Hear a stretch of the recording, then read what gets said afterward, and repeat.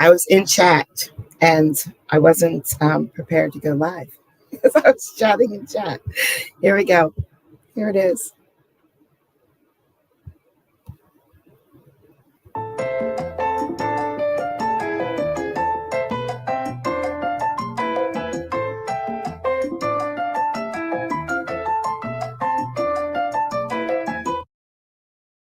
Hey guys, it's Kathy. I hope you're doing well.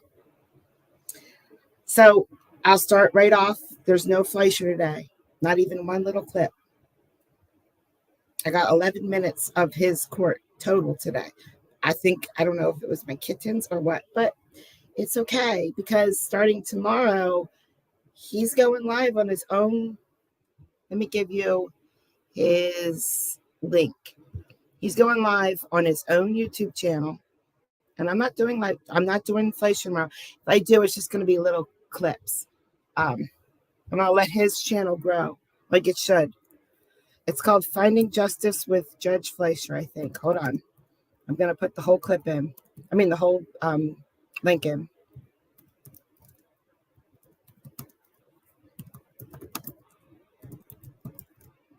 So you guys can all, there it is.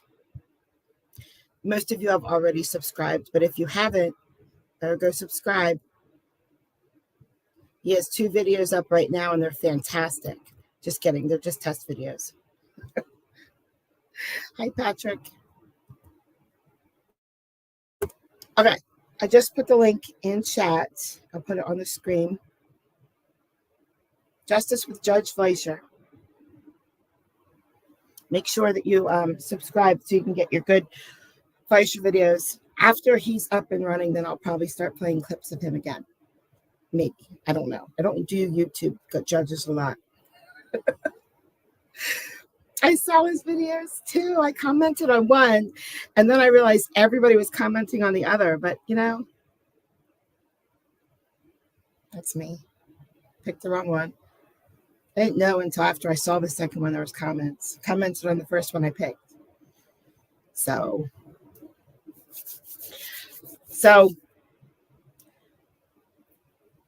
for the people who love to hear me pause and talk, got some good news for you. I get some really good comments about me pausing and talking. Like today, I got one that said, "Oh my God, spectacular take. Freaking unbelievable." That's what they said. Well, actually, they said, "Oh my God, STFU." But I think that means spectacular take, freaking unbelievable, right? That's what I think it means. And you don't have to worry because there's no way that I'm going to pause and interrupt this first clip because the reader is excellent. Excellent. I couldn't have done it better myself. Let me just say that. So one of the reasons why I didn't get Fleischer today, because I wasn't paying attention, because I was fully focused on something else. And you're going to see why I was fully focused on something else. It does not get any crazier than this. This person needs to be medicated heavily. This person is out of this world crazy. It's Mr. Jones. So you don't know who he is, Mr. Jones. And I only use first names for the rest of them. But just so you know, Mr. Jones did us dirty. So you'll see. What I'm going to do is I looked up this case when I knew it was coming on. I looked up this case. And I'm just going to show you what the complaint is first. And then we'll go to the hearing that was earlier today and why I was super focused on just this hearing and nothing else. Let's go to the complaint. Let's see what the complaint says. All right. The complaint. Here it comes. Okay. So, yes, you can't read the complaint. You don't need to read the complaint because it's just horrible. It's not good. But you should probably still look at the screen anyway. You probably should. This is Mr. Jones versus New Haven, Connecticut Police Department, Connecticut State Police Department, and defendants. Complaint. Comes now the plaintiff, Mr. Jones, in pro se representation, and complains of defendants doing business as government entities. It gets better. As following to wit. Number 1, plaintiff, Mr. Jones, is a resident of Delaware. Number 2, the City of New Haven, Connecticut Police Department are a municipality of the state of Connecticut in the United States. Number 3, the State Police of Connecticut are a municipality of the state of Connecticut in the United States. Number 4, in the Indian harvest in 1992, my cousin Trisha forcibly took custody of me away from my mother, Linda, because I was being very foully treated. Her brother, Mike, and her husband, Dean, some others, and I ran away, hoping to start over with our lives. We quickly ran out of money, but decided to see the whole... Oh, yeah, remember when I said I wasn't going to pause it? I did. Look, I paused it. This is the complaint. This is the complaint that was sent to the judge. It gets unbelievably crazy. North before returning to Delaware in defeat to the lives that we had run from, because they were not conducive to our survival. Keeping poor track of their finances led us to being stranded in New England with no way home or to anywhere. They offered themselves and me in prostitution. As money came from it, we continued our look for a new home, to see every northern state before giving up. I was adamantly, violently against being prostituted, but fought over it and lost. In human history, no one younger than the age of puberty has ever wanted to have sex. The police officers, to a man or woman, threatened me to never speak of what they had done, or else I would die from so much pain that I would commit suicide because I could not bear it. They all spoke of hell as if they knew theology, and threatened that I would go there no matter what else happened to me.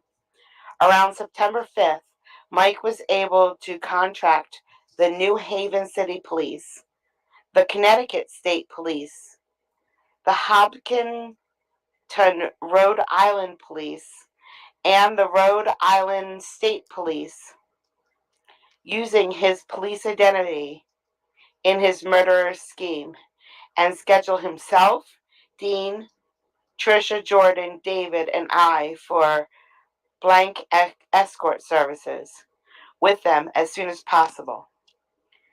The New Haven Police Department officers met us in a parking lot. With some help getting out of their poisonous one-piece tearaway uniforms and their deadly metallic bulletproof vests that separately covered their torsos and their private areas, they blank me, beat me, twisted me, insulted me, and spit on me for almost 2 hours. They wanted to have blank with us more publicly. So we met them parked outside the York New Haven Psychiatric Hospital. They blanked me blank on the sidewalk outside the hospital, on the floor, and against the wall on the first floor, and in the elevator.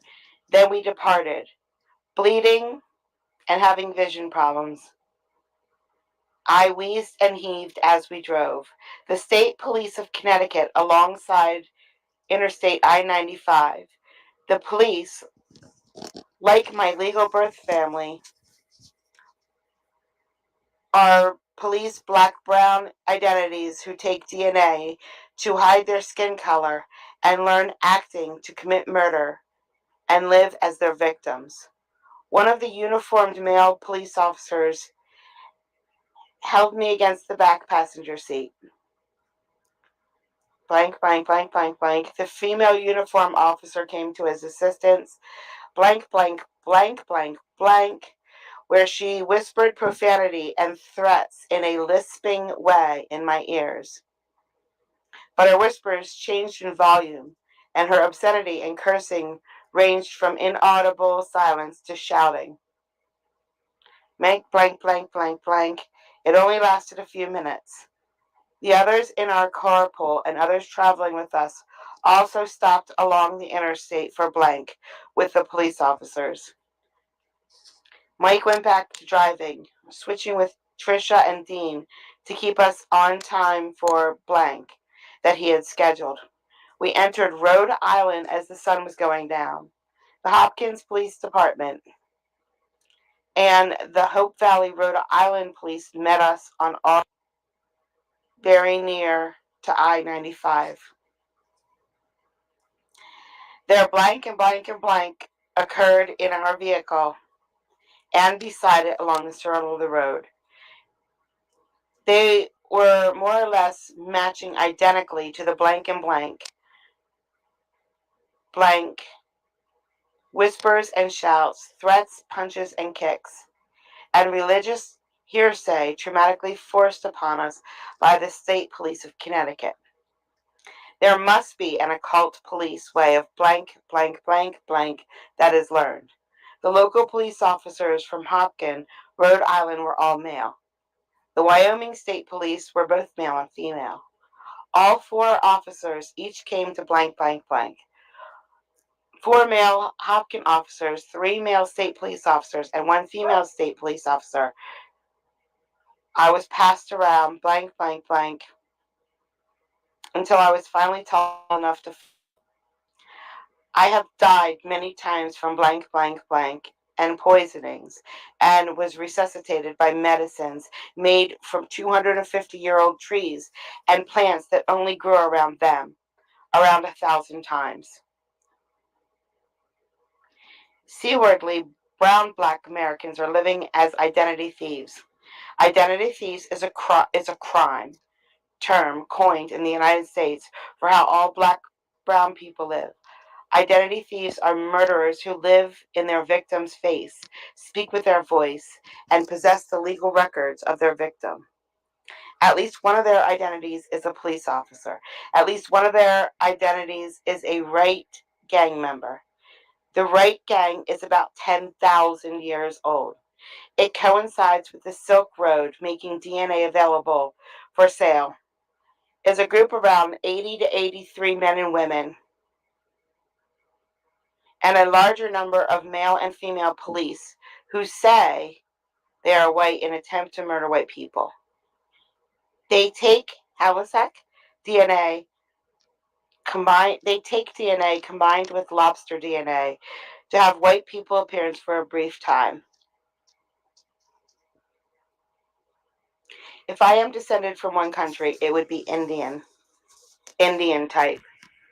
The police uniform is famous for the frivolous lawsuit and racist pedophilic genocides and raids in Africa, France, and dill farms.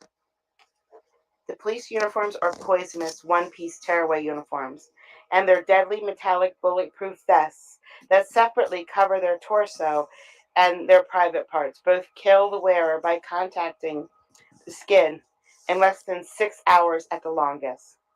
I blacked out, lost consciousness many times over the long minutes of blank, and was made to swallow blank, blank, blank, and solid objects. It gave me a fatally high heart rate that was short-term, an erratic heartbeat that skipped from too high to too low, that lasted the rest of the trip. They caused me to hyperventilate, gave me muscle cramps, nausea, and stomach pain, and put me at contagious disease risk, gave me a fever. I did nothing to provoke the blank and blank blank. Blank blank caused me to have many bouts with heart disease, diabetes, significant weight gain, hair loss, pneumonia, influenza, and human HPV. I have visited the local area pools to exercise 3 days a week since 2013. I do 1,000 reps of the crab swim in a half hour each day. I have lost hundreds of pounds, but still have more to lose. I still have belly fat. In the beginning, I could not touch the front of my stomach. Number 5. According to the Connecticut General Assembly, there is no limitation on bringing a personal injury action to recover damages caused by blank when the offender has been convicted of first-degree blank or first-degree blank. Otherwise, if the victim was under the age of 18 at the time of the assault that occurred before October 1st, 2019, the victim has until his or her 48th birthday to file a personal injury action for damages, emotional distress caused by blank, blank, blank.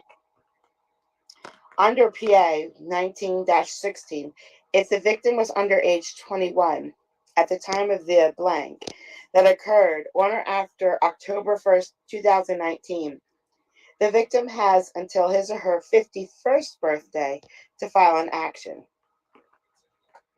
Written in the Connecticut Penal Code, Chapter 952, Section 53A-70, blank in the first degree, Class B or A felony, a person is guilty of blank in the first degree when such person compels another person to engage in blank by the use of force against such person or a third person, or by the threat or use of force against another person.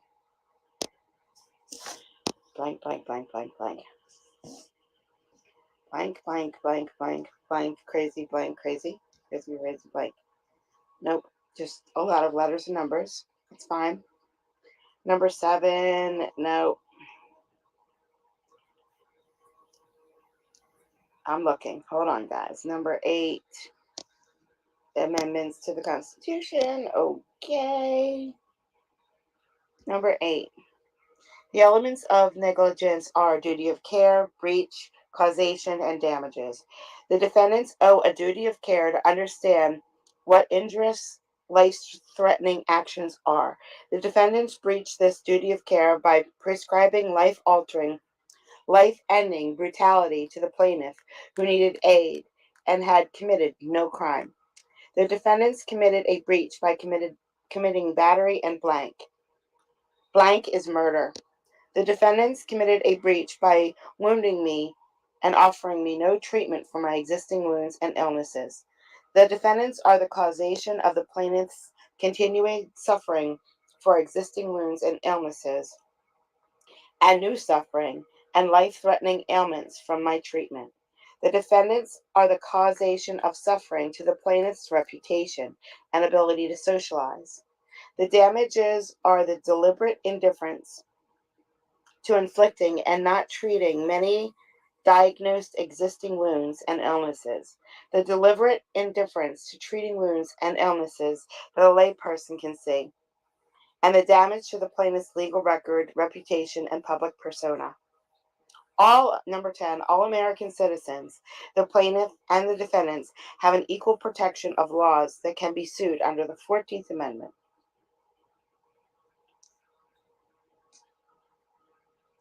Blank, blank, blank, blank, blank, blank.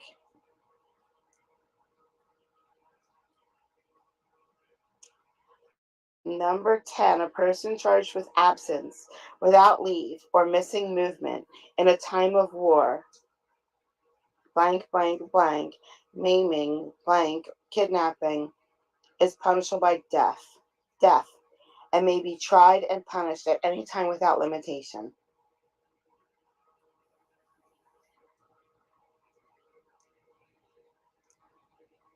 Blank, blank, blank, crazy, crazy, blank, blank, blank. The doctrine of respondent superior is a Latin maxim, which means let the master answer.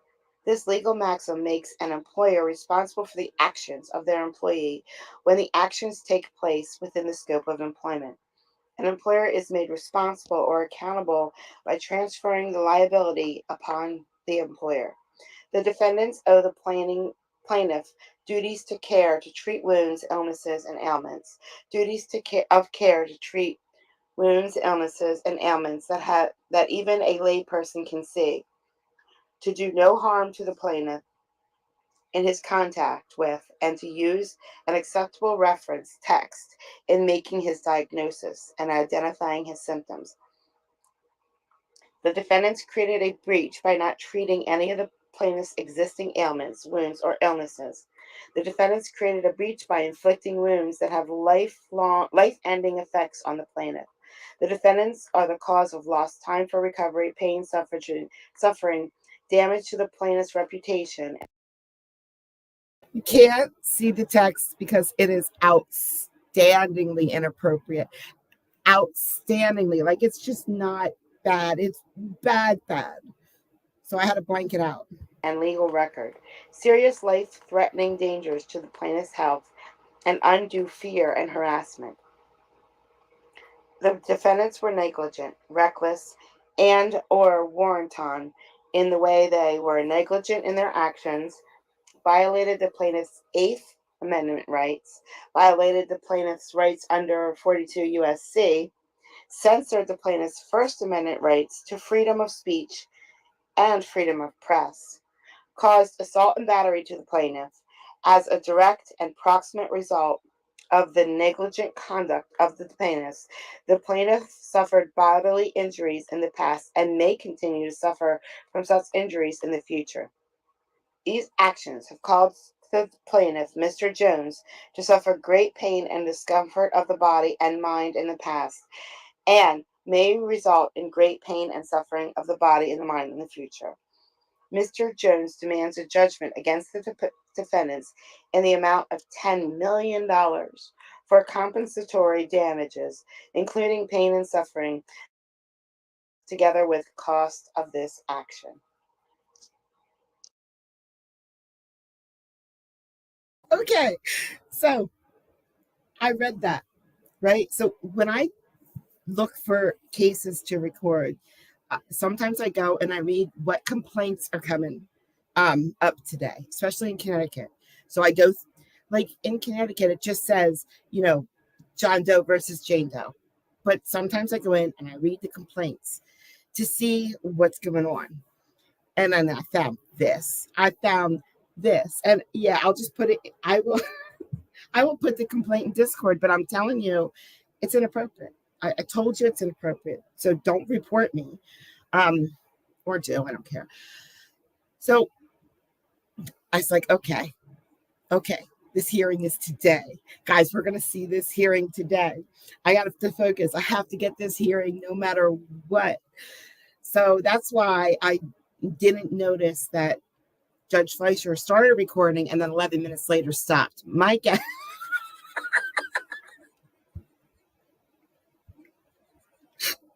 I'm trying to talk. I'm trying.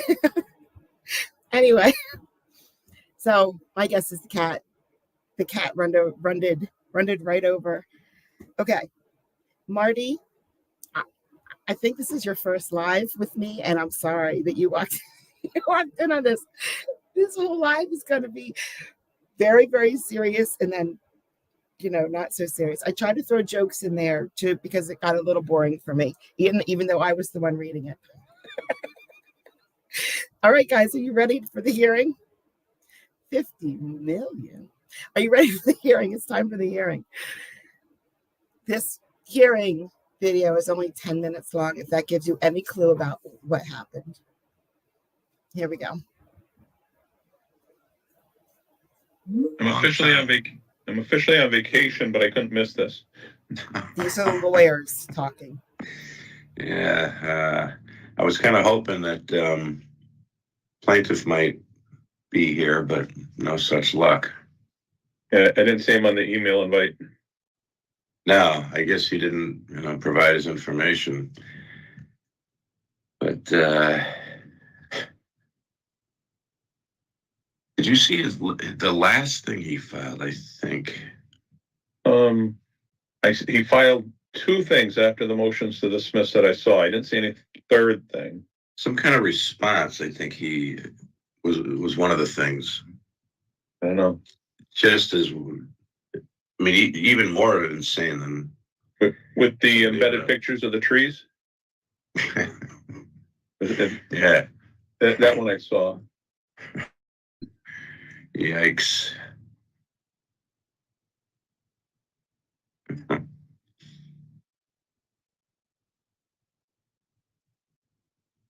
You notice his email address is Alfred E. Newman?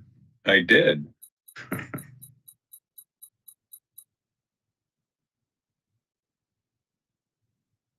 Good morning. Good morning, Your Honor.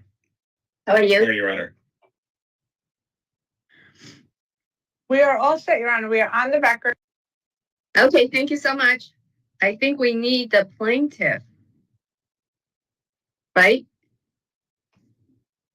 We were just discussing that, Your Honor, and I didn't see that the plaintiff had submitted his information. So I don't know that he received the invite. What information? You mean to the court? Like his phone number. Ah. Sam, do you see any plaintiff's information? So he wouldn't receive a notice for remote. I mean, he would have received a notice for the hearing, but he doesn't have an email.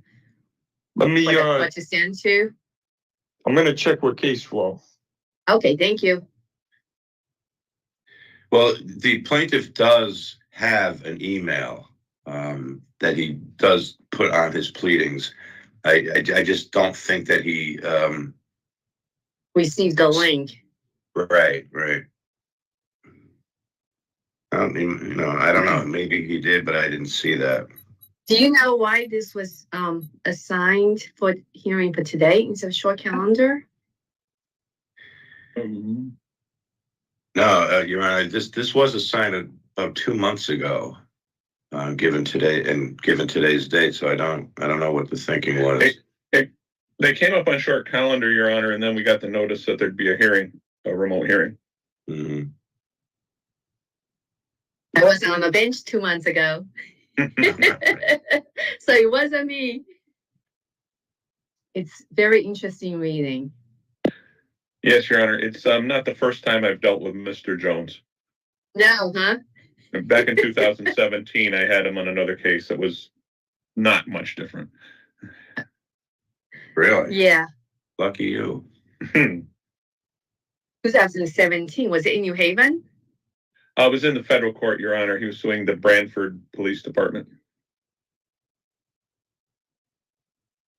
Mm.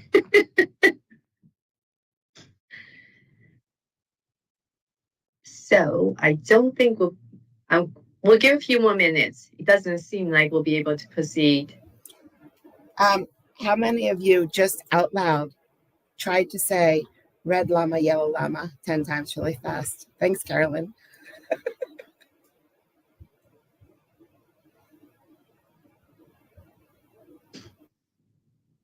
I'll be right back. All right. We're gonna get marked over. Did you think anything less? I didn't know you dealt with him before. You had a case with him in the past. Yeah, back when I was with Noble Spector.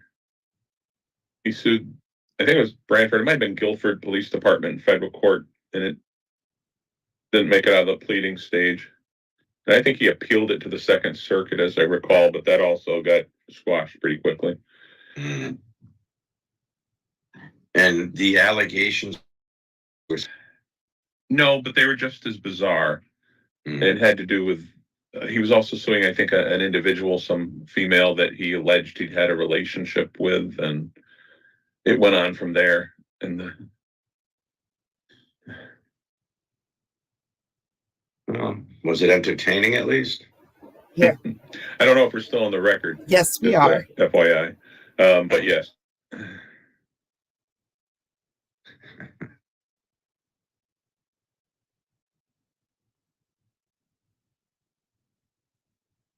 Okay, so the latest on Caseflow is Caseflow was going to give him a call and see and send him the link, see if he could get on. Yeah. He did receive the notice from the court about this hearing.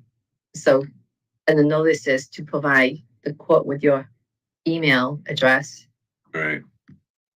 But I'm not hopeful Hmm. that he will answer Mm-hmm. or log on.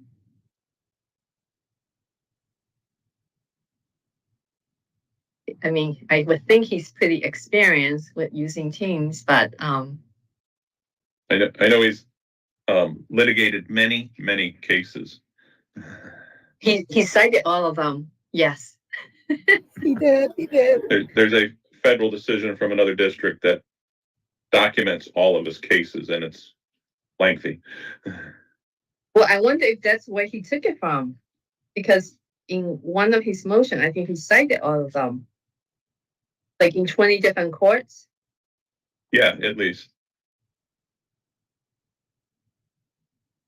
Including a suit he brought against President Biden when he was vice president. Making Yes, I similar- saw that too. Yeah, he Case didn't Flow, put in the case. He didn't put in the case against Brentford Police though. Your Honor, Case Flow just back to me. She said that she called, couldn't leave a message because the voicemail box was full and didn't get an answer, so she couldn't get a hold of I him. do. Okay, thank you. All right, so I guess we'll have to mark this off.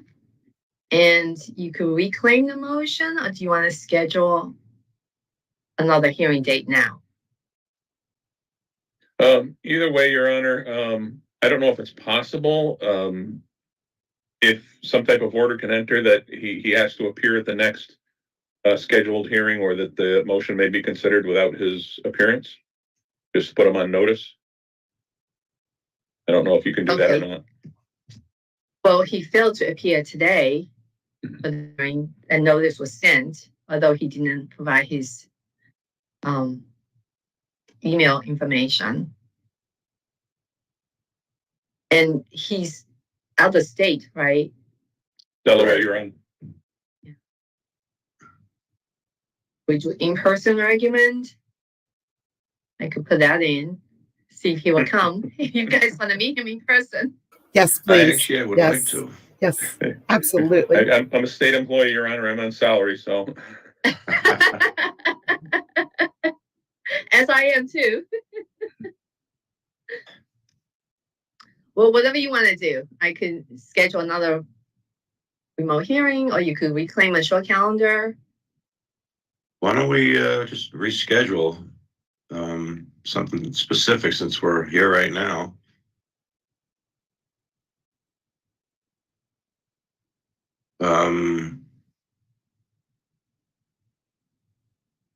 What is this, June 4th? Would it be on a Tuesday, Your Honor? You know, normally motion to dismiss is on short calendar on Mondays, so I wasn't sure why this was scheduled for today.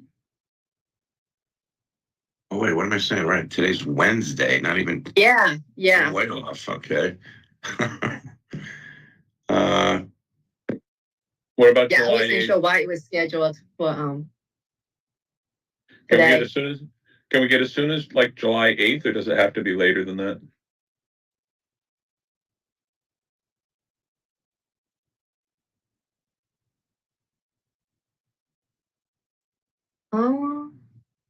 I mean, really, whatever day you guys want, it's fine. July 8th works for me. Okay, I'll have case law assigned and send notice to Mr. Jones, and we'll see what happens. All right, case flow should take note of Mr. Jones's email because it is Alfred E. Newman, and then some numbers after that. Alfred E. Newman, of course, is the guy on the cover of Mad Magazine. Yes, I saw that in his motion there. I was wondering where he got that, like Alfred E. Newman. Right. Makes it easy to remember. Yeah, I'll put some more there in there saying how he failed to appear today. Okay, Very So good. it's Thank you, Your Honor. July All right. 8th then? July 8th. Thank you, Your Honor. Thank Take you. care, Dave. Thank you. Bye-bye. All right. I'm gonna try. I'm gonna try to get it July 8th, but he didn't show up today. Is that not rude?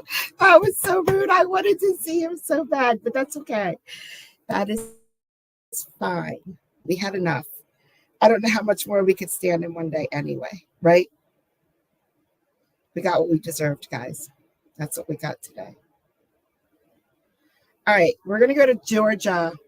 Wait, why is it doing that? I know why. We're gonna go to Georgia a couple times today. I'm just making it worse. That's because I'm pressing the wrong button. Oh, jeez. There we go. There's too many buttons. Okay.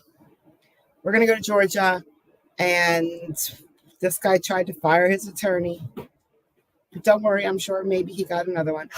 No, Carolyn, you don't know Alfred. I should have put his picture in that clip. I knew it. I knew I should have floated his picture around in that clip.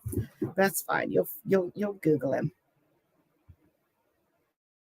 Mr. Williams, there was an order specially set in your case.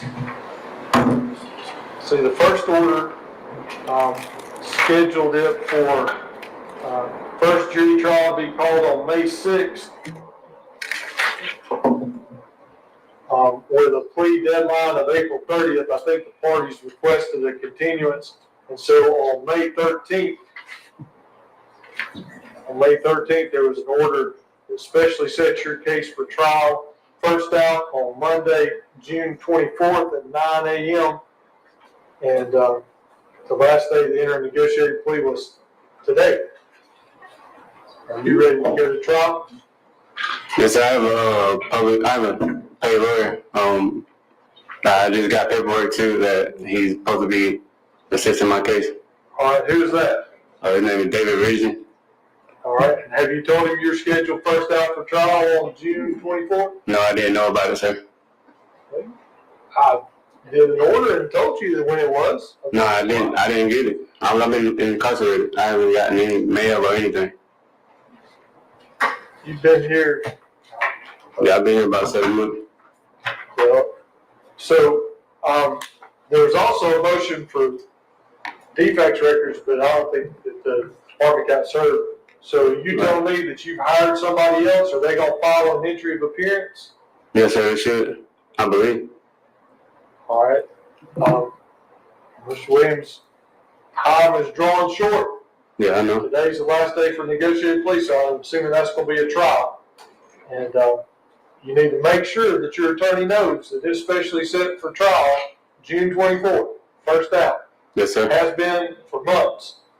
And I assume he knew that when he took the case, or he could have looked online and seen the order and would know that. And so you telling me you're relieving Mr. Shapiro of any work you don't have to worry about trying this case? Yes, sir. All right, Mr. Shapiro, you heard? Yes, sir. But I'm gonna call it for trial on June 21st, June 24th. Yes, sir. Better have your attorney here or Mr. Shapiro one, okay? Yes, sir. Thank you. All Judge, right. just for the record, we asked that once an actual entry has been done by the attorney that Mr. Shapiro or someone with the office transfer the discovery onto. Yes, I haven't received that either. Well, you won't see me when I come to the jail, so I can't bring it to you. Yeah, I seen you one time, and the second time I told you that I was trying to relieve you of your duty. And you came back, and I tried to come out and see you. By the time that you was gone, I had to use the bathroom. I wasn't finna hold it. You had like 3 other, you know what I'm saying, inmates to speak to. I got you. Already. Oh, and we should probably just put this on the record, Your Honor. Stated by the state for today was 25 years, the minimum. That is, just out of candor, that's what I advised Mr. Williams to do, which has resulted in him relieving me of my duties. That's just my advice, but Just want to put that on the record that that was the plea offer that was extended by Mr. Sechet. That is correct, Your Honor. Mr. Williams is facing 2 counts of aggravated besides other counts, and the mandatory minimum sentence on an aggravated conviction would be 25 years to serve plus life on probation. That was the state's offer. Today was not only the court's deadline, but also the state's deadline to accept that. Yeah, for my first felony and first sex charge, I wasn't willing to accept a 25-year deal at all. That's your choice. You understand the state legislature says if you get convicted of that, I have to sentence you to that as a minimum. I can't go below that. You understand that, right? Yeah, I understand. Okay. All right. Okay. Thank you very much. Minimum 25 years, and he's fighting with his lawyer. And then we may or may not have a new lawyer. Who knows? His trial's on the 21st or the 24th. I don't know. Okay. We're going to go to the same judge one more time for now. And then one more time later. All right, Mr. Collier, I'm holding here your petition there, plea of guilty. You recognize this document? Of course, sir. Did you read it, understand it, go over it with your attorney and sign it on the second page? Yep. Did you answer the questions truthfully? Yes, sir. Did you sign the document freely, voluntarily? Yep. That's my John Hancock there. All right. Did you sign it freely, voluntarily, and with a full understanding of what you were doing? Yep. You understand what you're charged with? They say temporary government property. You know. All right. So you understand what they say you did? Yes. Has anyone coerced you to enter a plea of guilty through threats, force, or promises? Nope. Are you now under the influence of alcohol or drugs? Nope. Were you present when I told you the rights you give up when you plead guilty? Yep. Bunch of times, right? Yep. You have any questions about those rights or about anything regarding your case? Is there any chance that I can get an OR on this charge? Well, we're not here for a bond. We're here for a plea. I understand that. So no. Once it's closed, you won't need it all. Well, there's not a bond motion in front of me, so that answer will be no, not today. Can't be a felony. I won't be able to do nothing, vote, or get me a real job. I leave. I'm trying to understand that. But talk for me, man. Yes. Came with plea. Yes, I understand, Your Honor. All right, then, Mr. Collier, as to count one property, how do you plead? Guilty, sir. Did you in fact commit that offense? Had you been accused? Yeah, allegedly. Well, I mean, I'm asking you. You're the one that knows. Did you or didn't? So from what they want me to do, yeah, I did it. All right, I'm going to accept your plea of guilty, find you guilty, and find that you entered your plea freely, voluntarily, and with a full understanding of what you were doing. Do you agree? I agree. And Mr. Shapiro, you agree? Yes, Your Honor. Anything you want to say about sentence? No, sir, just that it be taken as negotiated. You say Mr. Collier is serving some kind of probation revocation? Yes. What you on probation for, Mr. Collier? I'm not on probation, none. I had the reason I'm incarcerated for misdemeanor probation. They gave me 60 days. Judge Baldwin gave me 60 days, served 30. You know, I was incarcerated in the hole for a TB shot. I couldn't talk to no LT, so breaking the law was the only reason for talking to LT. So yeah. So what were you on misdemeanor probation for that you got put in jail on a revocation? What you call it? Disorderly conduct, simple battery. All right, Mr. Collier, the sentence on count one is going to be 2 years with 60 days to serve, credit for time served. I'll find you served your custodial time. Thank you. Right? The remainder to be served on probation. While you're on probation, you'll pay a $1,000 fine plus court costs and surcharges, pay the $50 PD application fee, and $300 reimbursement, all county for your attorney's fees. Also, I wasn't had to pay a fee for signing up. That's the whole reason I signed for 2 years, because I won't have to pay a fee. What are you talking about? Like the fees for the he said I won't have any fees. Well, the statute says you have to pay a $50 PD. I understand the $50 fee towards the attorney, because I got that paper. He's confused about the fee. you understand what fee? He's not talking about fines. He's talking about a different fee. Oh, Well, the state said $1,000 fine. But then what you arguing about is the $50 fee?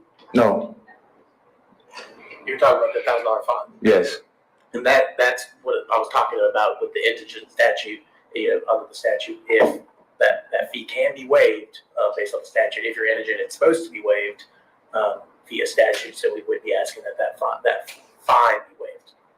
so I don't understand. So if I give you $50, I don't have a $1,000 fine. I don't get the $50. I'm just saying, like, if I pay the public defender $50, I don't have a $1,000 fine. It's a separate different type of fee fine. All right, Mr. Collier, listen carefully. Maybe I can clear this up. So you gotta pay the $50 PD application fee, because Right, that's I what the understand statute says. You're capable of working, right? Yes, So you're gonna pay $300 reimbursement to Hall County for your attorney's fees. I understand. All that. right? And then I'm gonna impose a $1,000 fine, or you can get with probation and they can impose community service in lieu of the fine. So you can do community service at the hourly rate in lieu of paying the fine. Okay, I can You're do able to that. do one of those, right? You Yeah, I can do any one of do those. community service or you can pay the fine. No additional community service. And do you see a doctor or anything like that? Do you go to Avita or anything? Nope, Nope. Don't plan on it, right? no, sir. All right. Nah, not at all. Just, Not in trouble for using drugs or anything like that? No, Don't sir. have a history of that? no, sir. All right. Then, as far as other conditions, you will provide bodily specimens for testing and weight evidentiary foundations. And you'll avoid using or being in the presence of alcohol or illegal drugs, being around others who are under the influence or in possession of alcohol or illegal drugs. Don't be in any residence or vehicle in which alcohol or illegal drugs are present. Verify your prescriptions with probation. Be subject to random drug and alcohol screens at your own expense at the direction of probation. And you'll provide a DNA sample as required by law. Are you Yes. understand sentence? Yes, sir, I understand that, sir. But also, sir, I'm not a resident of Gainesville, sir. I only came out here to work for the Pilgrim Pride, and got into Where are you gonna altercation. live when you get out? I live in Riverdale, Georgia. The address they stated on the for when they send me for lawyer thing, Any reason for 8104. you to come back to Hall County? Unless I get a job, that's the only way I stay out here if I'm working. Well, are you planning on staying out here? Nope, So if I banish you from the circuit, is you that won't gonna see work? me. Okay, then as an added condition, you'll be banished from the Northeastern Judicial Circuit. That's Hall County and Dawson County. Okay? That's So fine. you can work in Riverdale and not have to worry about coming back up here. Thank you, sir. All right, that'll be the sense of the court. Probation will be to see you in just a minute, okay? All right, Y'all let thank me know you. today. Thank you. Take care. All right. Guess what, guys? He's banished from those two counties in Georgia. Guess what that leaves left? Fulton County. I hope he goes to Fulton County next. That would be hilarious. Oh my goodness. Keep watching Manning's Courtroom and see if we find him later. Okay. This next one's a little long. I mean, there's some good stuff in it, but his crime is really like, yikes. I'm going to do it. His crime is yikes. It's in the very middle. A felony of the 4th degree in violation of revised code section 2921.33CA, and count 8, possession of a fentanyl related compound, a felony of the 5th degree with an attached forfeiture specification in violation of revised code section 2925.11A. The defendant was found guilty and the court ordered a pre-sentence investigation and report, victim impact statement, and drug and alcohol evaluation. The state has had the opportunity to review those reports and is prepared to proceed with sentencing. Thank you. Thank you. Mr. Marinick, go ahead. Thank you, Your Honor. Good morning, Your Honor. Good morning, Madam Prosecutor. It's been a long road for Christian Lutkus, but today is the day of reckoning, and I have the privilege of representing him, and I say that with all sincerity. When he first contacted the office, I was a little leery. Obviously, he had been through a very stressful situation, but when he came in to discuss the situation, I agreed to take on his case. And I've had the opportunity to communicate and interact with him for the past 5 months. I've come to know him as a very caring and sensitive young man who just got off the rails, kind of went on a different path for a short period of time in life. He has been brutally honest with me throughout this process. With that being said, Christian agrees that he did some serious damage to himself and his family because of his actions on that night. He agrees that he did not act responsibly on the day or night of his arrest. He agrees that he acted recklessly and criminally. He agrees that he could have killed his friend by running him over. And furthermore, he injured the police officers who were trying to apprehend him. He acknowledges that his resistance did result in injury to one of the police officers. And he also recognizes that he could have injured other bystanders. Thereafter, he had the justified experience of being in jail for a week and experiencing severe withdrawal symptoms. Then his transformation began. Like a caterpillar which has multiple colors and moves in a very slow manner, so did Christian. But as a wise lawyer once told Christian, a long journey begins with one small step. He decided to take that step many months ago. Are you that wise lawyer? I'm sorry? Are you that wise lawyer? I learned from you, Judge, if you recall. I worked under you for a little bit, so I'll give you all the credit. So he took those steps many months ago. His ever supportive parents who are here today have been by his side each and every step of the way. I presume that you have read the character reference letters we dropped off, and those evidence the fact that he has a strong support system, be they immediate family, extended family members, friends, co-workers, and fellow travelers through the drug rehab programs and counselors that have all helped support him in many different ways. But just as a caterpillar grows, changes colors, and eventually emerges larger, more colorful, and with wings, leaving the past behind, a butterfly begins to flourish. And Christian would like to do the same. He wants to be a productive member of society, and he wants to be an agent of change for all of society. He does regret his poor choices and his negative consequences which flowed from them. This includes consequences on and about his parents, family members, co-workers, Ohio, police officers, and every person affected and impacted by his poor choices, including his friend Jason, for all that he has done.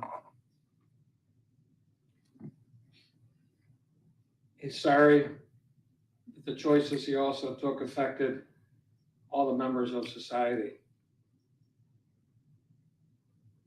For all of us, life is a journey, and Christian's journey is not over and will continue until his last breath, which we hope and pray is a long distance ahead in the future. He has people and support systems in place to help guide him along the way, and hopes that that support system will remain in place for as long as he remains humble, respectful of others, teachable, especially those who are in positions of authority. You also hear from his father here shortly, if the court permits. And I also want you to consider the fact that he obviously did the week in jail. Jim, you're going to regret asking that question. Yep. He's completed the program inpatient at Glen Bay the second time, month-long program. He thereafter went to the sober house out in Ashtabula, where he worked his way up to be the manager of that house and be responsible for maintaining the order of the 20-some people that live there. That's where his sponsor is, and that's where some of his other support people are. He is a high school graduate. He is gainfully employed at High Tech Controls, a family-owned business located in Oakwood Village. He's learned a valuable lesson, and frankly, he's lucky to be alive. Anytime you're mixing with fentanyl, as you know, you've probably seen it 1,000 times in your courtroom. That's a bad, bad, bad drug. He has expressed his remorse to me many times. There's no putting this he wants to put this behind him, but there's no forgetting that it happened. Obviously, it's a marked point in his life, his young life. He took a step to move home recently with the court's permission, and he's doing well, working at his family company. He has divested himself, since that's a big term lately, divest, from any of the bad influences that he had in his life and has had in his life. And I know that he is a person worthy of being redeemed. And as you and I know, you being a Hall of Famer, Jesus was the only perfect person to walk the face of the earth. And Christian deserves a second chance. He's willing to suffer the consequence. Oh, Callie, don't you worry. We're going to know the answer to that one. But I don't think banishing him From Fulton County. Oh, no. Jail time, I don't think that would benefit him. He has been sober for the past 11 months almost. 10 months. 10 months, okay.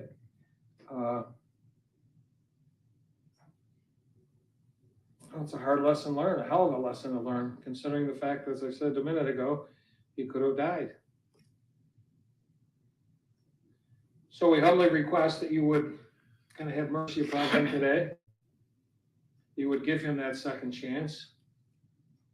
I am requesting that you consider giving him community control.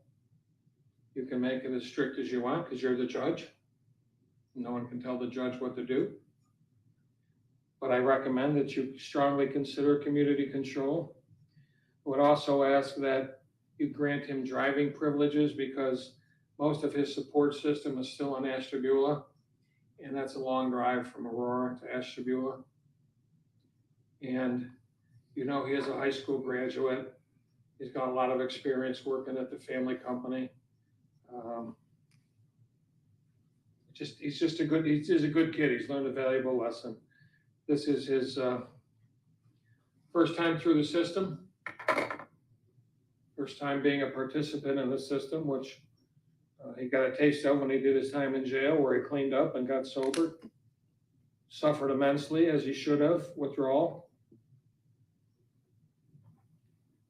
I just ask that you give him all the consideration you could, as if it was a child of mine. Thank you. Thank you. Who do you want to speak first? Okay. If you just walked in now, you should rewind it. You really should go back to the beginning. If you're ready to listen to this guy talk, I mean, he says everything absolutely perfectly. You'll ad nauseum. Blah, blah, blah. So try not, get a bucket ready and try not to roll your eyes too much because it'll really hurt. But the eye rolls are going to happen. You'll see. But then in the middle of his blah, he says what he did wrong. And yeah, today's the day you want to rewind and start from the beginning. You just do. I mean, you can look at it later, but it's all right. Let's just try to get through this guy's talk, and then his dad's talk. And we'll hear what he did. After we hear what he did, if you guys have had enough, I can turn it off, or we'll just watch it to the end. Mr. Lucas? Right. Which one, the younger or the elder? My client, Christian. All right. Mr. Lucas, what do you want to tell me before I impose sentence? Your Honor, Stand up. Oh, sorry. Your Honor, I would like to apologize to you for my actions. I understand that what happened that night could have ended so terribly. I understand that I could have taken the life of my friend if he was just moved slightly differently. I could have hurt someone who have families that are expecting them to return home, people who are serving our community for the better. And that's not of my character. And the fact that a substance could control me in that way, it's eye-opening. And going into the Lake County Police Department, Sheriff's Department, I didn't know if I permanently paralyzed my friend. I didn't know if he was on his deathbed, and I'm sitting in there wondering what happened to them. And that's a type of pain that's really hard to describe. And I regret it immensely. And it's taken me, which is why I've dedicated myself to this program. I went to Sober Living.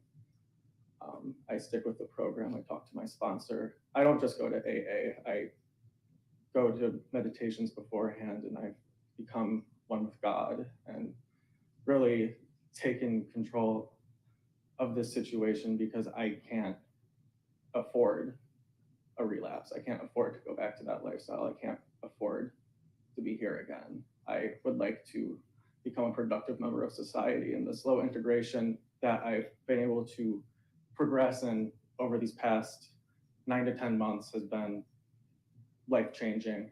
And I'm eternally grateful that I'm here alive and sober and healthy. And I'd also like to apologize to my parents for the amounts of nights that they stayed up all night wondering where I was, not knowing if I was dead or alive, because I was out using. I've seen my mom cry, and I hate that. I wish that, I want to be a son to them. I want to be there when they're old. I want to be able to take care of them. I want to give them the son that they deserve, not the son who I was. And I'm willing to do anything to change that. And I respect whatever decision you make today. And I just hope that, I can, stay in this program and take care of, the program has taught me a lot of altruism. And not only does it help me, but I'm able to help other people in the program. And that's what's so beautiful about it. And every day is just a blessing, being able to be here, clear-minded and not high. And there's nothing in the world I would exchange for that. And that's what I have to say. Thank you. What do you remember about this event? I remember I was smoking the fentanyl in the car. I believe, someone called in a wellness check from that night. And, the officer approached my car. Well, you don't, what do you, not what you found out afterward happened. What do you remember going? Hey, HRH, you might want to rewind to the beginning. Or you might not want to, maybe. I don't know. On at that time. Yeah, so I remember, so the officer, he approaches my car, and I remember rolling down my window, and he was just inquiring about what was going on, and then started asking whether or not I had substances in the car, which I remember denying having any substance in the car. And as that continued, I remember he asked what's that on the ground? It was, I believe, like an empty Oreo container. I picked it up. I was like, it's empty. He kept asking, trying to get me to admit that, I had substance in the car. And I just, at the time, being under the influence, didn't think, or at least didn't want to believe that there was any probable cause. I remember being really panicked and very shaky and very frantic. And All of a sudden, I remember he said, That's become like a societal ill now, right? What your thought process was, you didn't think that the police officer had probable cause, therefore you didn't think he had to comply with what he directed, right? yes, Okay, and that's what's been going on for the last several years. Are these, like the guy that was in here this morning, it was in the middle of a skirmish with about 10 cops because when they told him to give him a directive, he didn't think he needed to comply. So he was here this morning pleading guilty to felonies for punching a cop. Okay. It was boring. I didn't get it. What you concluded was several years of all the nonsense that goes on with regard to interaction with police. Okay, so go ahead, continue on. yes. And that was, that did not end for the best. Never does. No, it does not. And he told me that he saw smoke coming out of the car, which, you know, was him basically saying like, hey, I know you have whatever in the car. And I remember I was panicked and I was like, no, I don't want to get out. It was like my, I don't know, like a safe space, I guess. It gets worse. You know, I should have just gotten out of the car. I should have complied and allowed everything to run smoothly. The officer then opens my door and he starts pulling me out of the car after they pulled Jason out of the car. And I, being under the influence and panicked, I'm not sure what got into me, but I decided to back up the car. And I remember You didn't know Jason was behind the car, right? I had no idea he was behind the car. And I do remember when I backed up the car, I heard like a thud and a yelp. And I stopped and I put it in park. And I figured I had hit something at that moment. And that's when, you know, the officers pulled me out of the car and arrested me. And I think one of the things that will stick with me from that night forever is when I was sitting in the back of the cop car and I saw Jason in a stretcher with a neck brace being wheeled into an ambulance and not knowing whether or not he was going to be okay. The image of his face will stick with me forever. That was really tough. All right, so you have pled guilty to 1 felony 3 and 1 felony 5. Correct. So you were this close to being in a whole different universe, depending on what happened to Jason. And you were in that position because of your use of the fentanyl. Did you know it was fentanyl? When I first started about 3 years ago, I thought they were Percocet 30s. When I went Buying off the street, right? Yeah. When I went to rehab and they drug tested me the first time, it came back positive as pure fentanyl. Okay. At that point, I was so deep in addiction, I didn't really care anymore. And all these Perc 30s running around are all fentanyl. Yes. Courtesy of the government of China and the government of Mexico, by the way. But that's just my political commentary. But you were this close to being to putting him underground and putting yourself in prison for a long time. Because about 6 years ago, there was a guy in here who got on the freeway after being drunk and then going to buy some cocaine, which turned out to be fentanyl that he didn't know, that hit a cop and killed him. So he's in the midst of his 11.5-year sentence that I gave him 6 years ago, 5 years ago. That's how close you were to being that guy. Yes, Your Honor. Now, when are you going to be done with your treatment? I am done with the main treatment, the, Here we go. program, the IOP, the aftercare. But the treatment I'm in now, for my mental health with my doctor, the prescriptions, and AA, I don't believe that's something I can ever stop. Okay, well, you ought to believe that, okay, because I can't tell you how many times I've seen people, for instance, that guy that's in prison now, he was sober for a number of years. Okay? And people come in here repeatedly after relapsing after years, sometimes month, sometimes in the case of a guy earlier or last week, years. And the thing I hear from the refrain I hear constantly is, well, I got comfortable in my recovery, so I thought I could do A, B, or C. And they end up right back here again. So that's a frame of reference for you. You seem to understand that as you stand here now. Question is, will you understand that 10 years from now?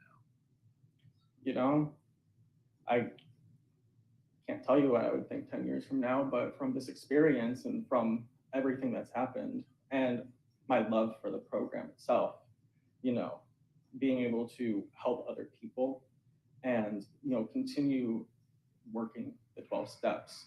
It's something that I've like dedicated my life to. And I've even considered working in treatment. I know Glen Bay has a program where you can become like a CA. I didn't qualify since I'm currently going through legal issues, but that was something I've considered. I want to give back to the community and I want to help. And I want to, you know, I want to help other people who suffer from addiction and from those, you know, character defects. I want to help them find themselves so that, you know, they don't make the same mistakes I did before it's too late. And it's funny because I remember being in rehab about 3 years ago and everyone told me, you know, it gets worse. And of course I didn't believe them. And I was like, I'll never have a war story. And then this happens. And, you know, this is something that I don't ever want to. Tell me about your treatment 3 years ago. 3 years ago, honestly, I didn't really, I tried to take control of the treatment. I was only in there for detox and I left. And that was a very poor decision because I remember after I left treatment, I went and I got myself a tattoo apprenticeship. I got myself a job. I didn't focus on recovery at all. I just threw that in the past and disregarded it. Like I was ashamed of it. I felt a lot of shame and I just wanted to pretend it never happened. And of course it crept back up and it bit me and I fell right back into that same hole. After that, I did join a Suboxone treatment program, which was the same issue. They gave me Suboxone, which helped with the cravings, but the medication itself makes you feel so numb. And I did not participate in treatment. Again, just try to take control. His lawyer should have told him this judge hates the word Suboxone. Where was that treatment through? That was at the Cleveland Suboxone Clinic. How did you come up with that place? I just had friends who would talk about, you know, Suboxone clinics and, you know, how they would just give you a medication, you take it and you're good. Like a quick fix. Did it work? No, I relapsed 9 months later. Okay. I mean, I'm always, I don't know what the proper word for it is. Intrigued maybe by this feeding of Suboxone, which in and of itself is an addiction, in order to get somebody off addictive drugs, which makes zero sense to me, but what the hell do I know, right? So you seem to some extent to confirm that. Yes, Your Honor. That it's, that there's no, it's the same way that people like to get their medical marijuana card because it helps them. It's another line of nonsense, but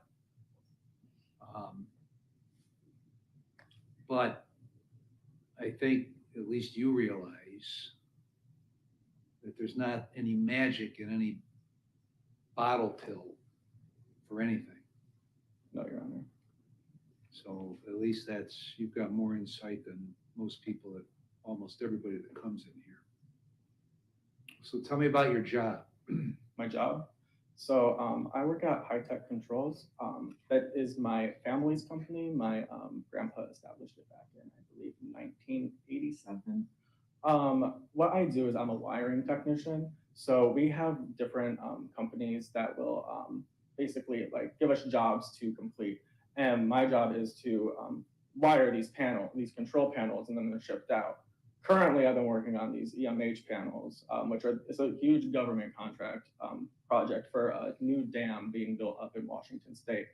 And I've been fabricating, assembling, and wiring these large panels that are probably almost the span of this room.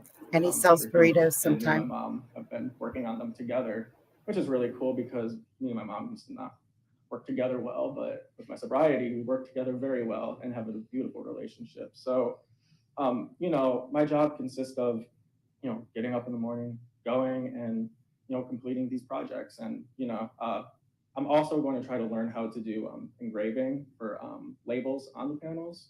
So I'm, you know, optimistic to learn more and grow in the company for right now. And, you know, it's been a very good opportunity for me. What else you want to tell me? Anything else? Yes.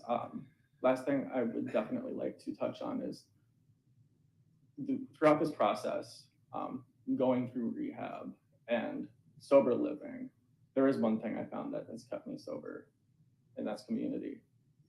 The people that I surround myself with. I had to cut out a lot of people, a lot of negative people. I've had to gain self-worth, which is hard when you're facing felony charges. And, you know, I've been able to, I learned I don't have to punish myself. You know, I gotta learn from my mistakes and grow from my mistakes. It's not my job to punish me. It's your job. And it really is the community that has got me through this. When I was up in Ashtabula, I couldn't even go into Walmart without seeing someone in the program. I go into the rooms, and in AA, it's a customary handshake.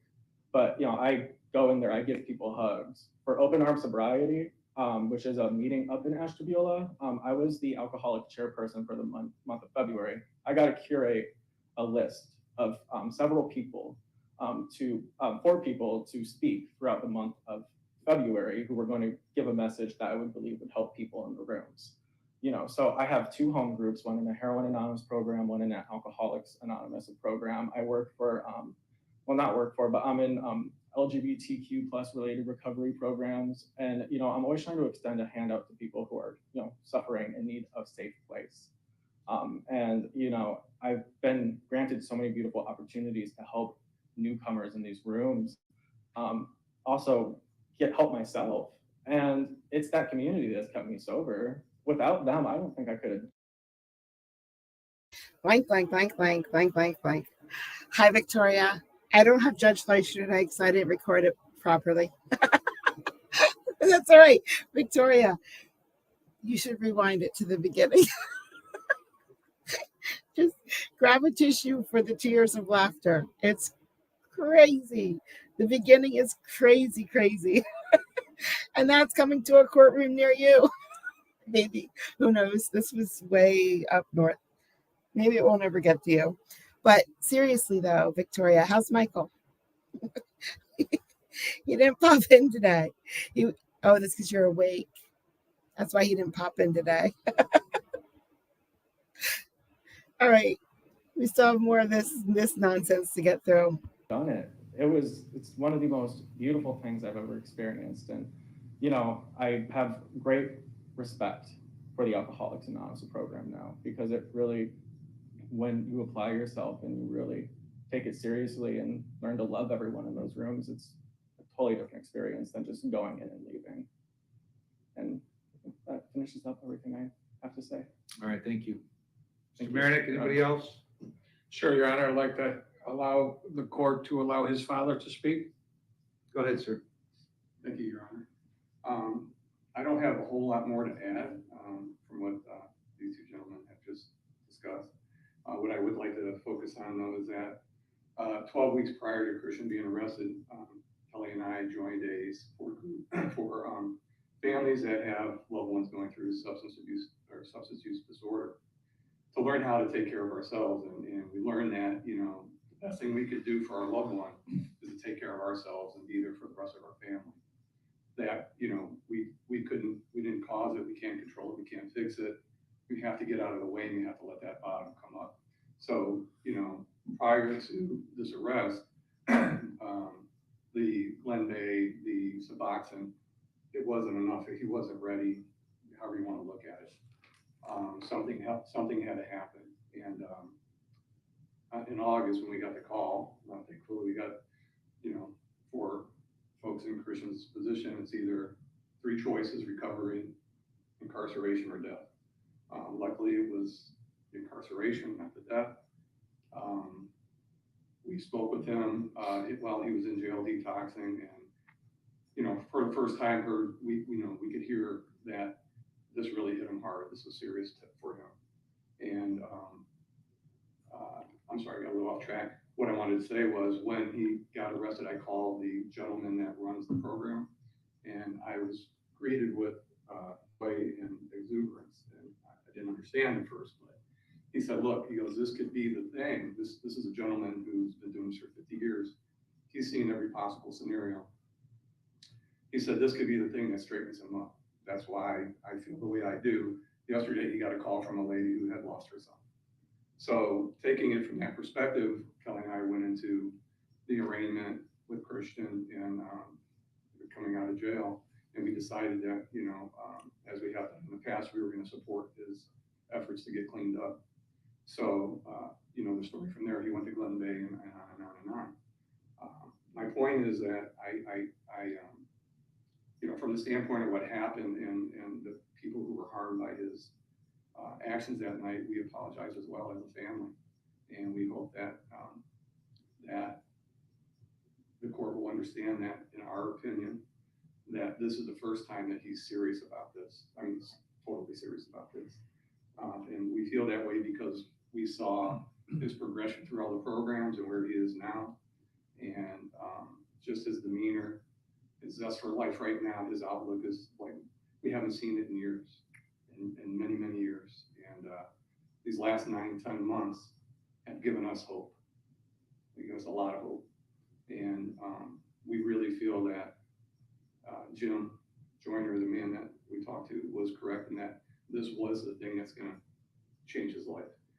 I also understand from your statements, and I've heard similar stories, that as you go through life and you can be sober for 10 years or more, you can always have a relapse based on letting your guard down.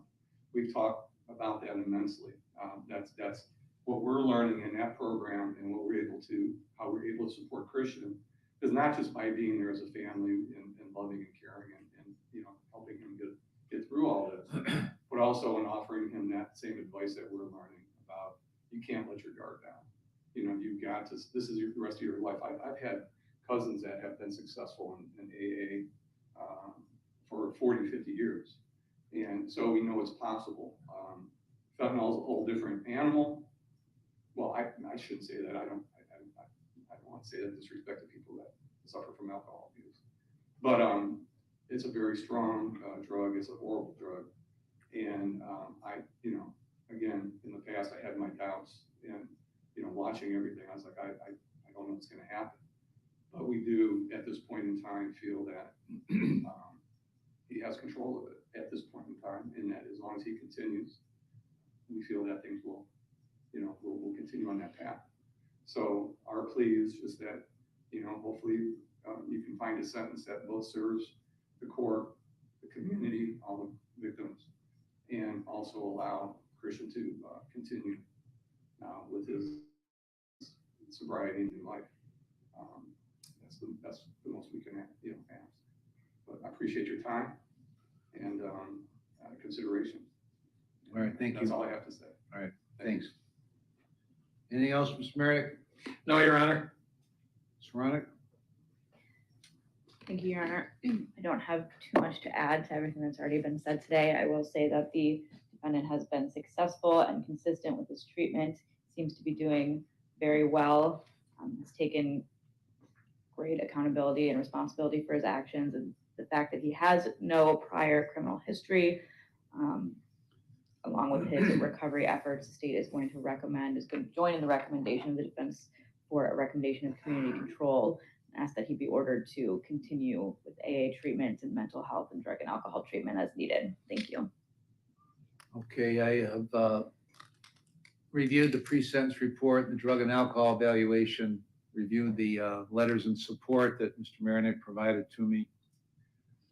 Listened to counsel, listened to the defendant, listened to Mr. Lucas. And I've considered all the provisions in 29, 29, 11, 29, 29, 12, and 29, 29, 13. And I'm going to place you on community control for 4 years. So I'm going to give you some terms to comply with.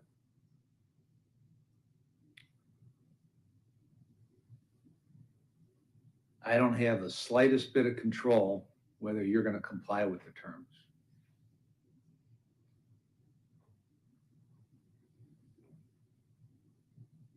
The only person who controls compliance is you.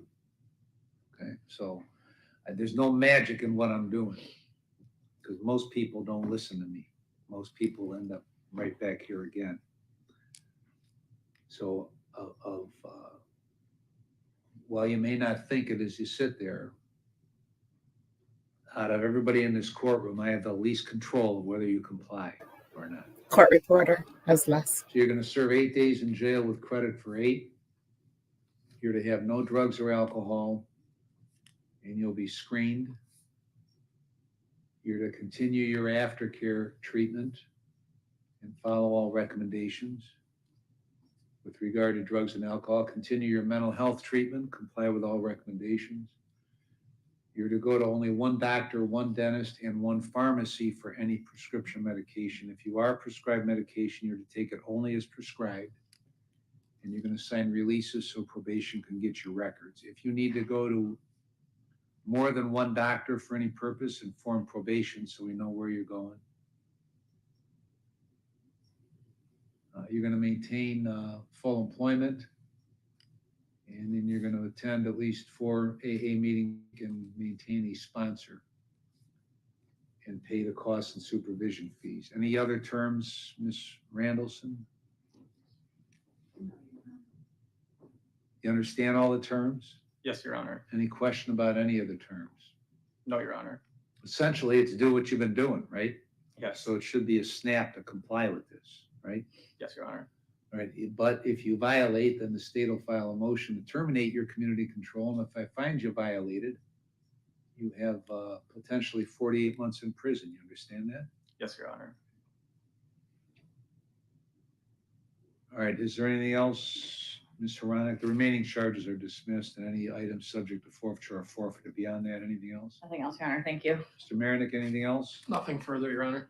All right, good luck, Mr. Lucas. Thank you, Your Honor. Nope, I think it's Lucas, not Buckus.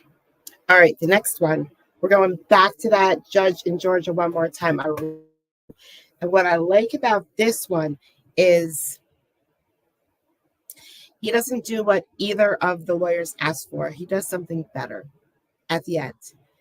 The no contact order he makes is better. It's just better.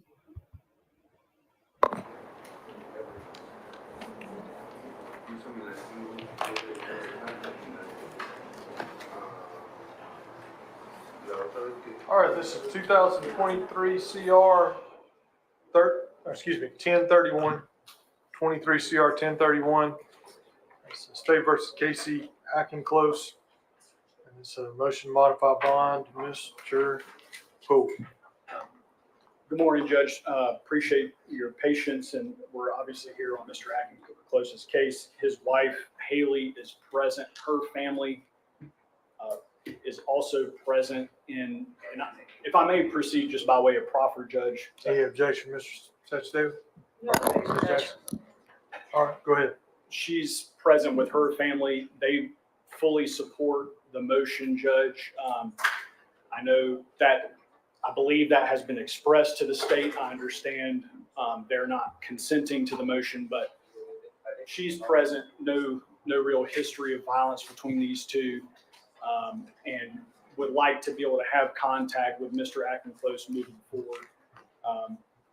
Tyler from Star House is also present. I've spoken with him. He's indicated that he and Star House are agreeable with an order crafted the way I'm going to propose. And our request, Judge, is, and number one, I've got a letter from Tyler as well, but just saying he's doing well and is a houseman. I know you probably know what that is. I don't know the definition of the term, but it sounds like he's like akin to an RA is how I imagine it. Doing very well in the program, leading by example, helping others, things of that nature, and otherwise doing exceptionally well. He's signed up to start FVIP on the 15th with New Hope here in town. And so what we're asking for, Judge, is visitation to occur as authorized by Star House. And if that particular language gives you pause, Mr. Ackenclose, and I don't think Ms. Ackenclose, and I've spoken directly with her, I think they just want to start rebuilding for the sake of themselves and for the sake of their kids, and to be able to co-parent. Mr. Ackenclose just missed one of his kids' graduations, not high school, but like an elementary school or a pre-K graduation that I know he was pretty devastated about, and that's just part of the consequences of cases like these, and he understands that. But I think they are not worked up about the particular language. They just would like the ability to start interacting, start co-parenting, start rebuilding. And that's the best way I can imagine that occurring. And the description I've gotten is the passes he's getting now is a 24-hour pass every weekend, except 1 weekend a month, he's getting a 48-hour pass. And my proposal is to leave it at the discretion of Star House. That gives them the ability to rein that in or expand it. I mean, obviously our goal is he's going to continue down this path of improvement, and that visitation, that interaction will continue to expand. And we're also asking for the same reasons we're asking to remove the ankle monitor, Judge. That's obviously secondary to being able to interact with each other, but with him living at Star House, not having any issues, the expense associated with that, and if he's granted the ability to kind of start interacting with his wife, we submit that may not be necessary anymore. Would ask to Very carefully, Kelly. Very Judge. Carefully got it. That's it as far as the initial proffer. I will state, I think the state's had very good contact with Ms. Ackenclose. So I guess as far as like influencing a witness or anything like that, her statement has been given, I think, probably multiple times at this point. So any concern about that, I don't know that the state would even express that, but I don't think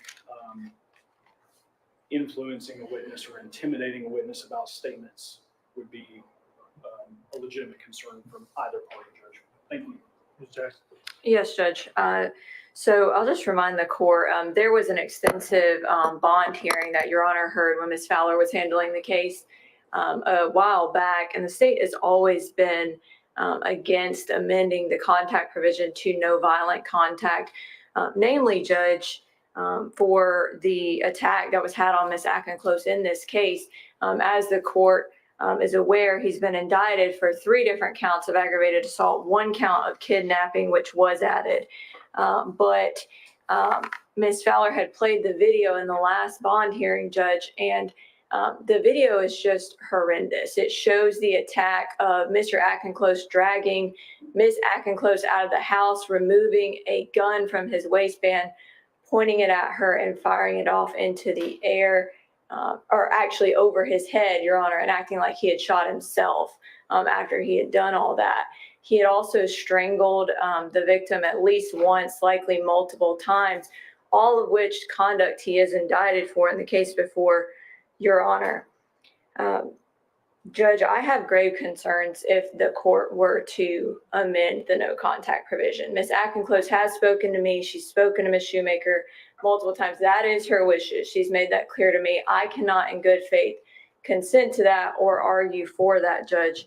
I just have grave concerns for her safety. And Mr. Akenclose has not even done any of family violence intervention program, anything like that.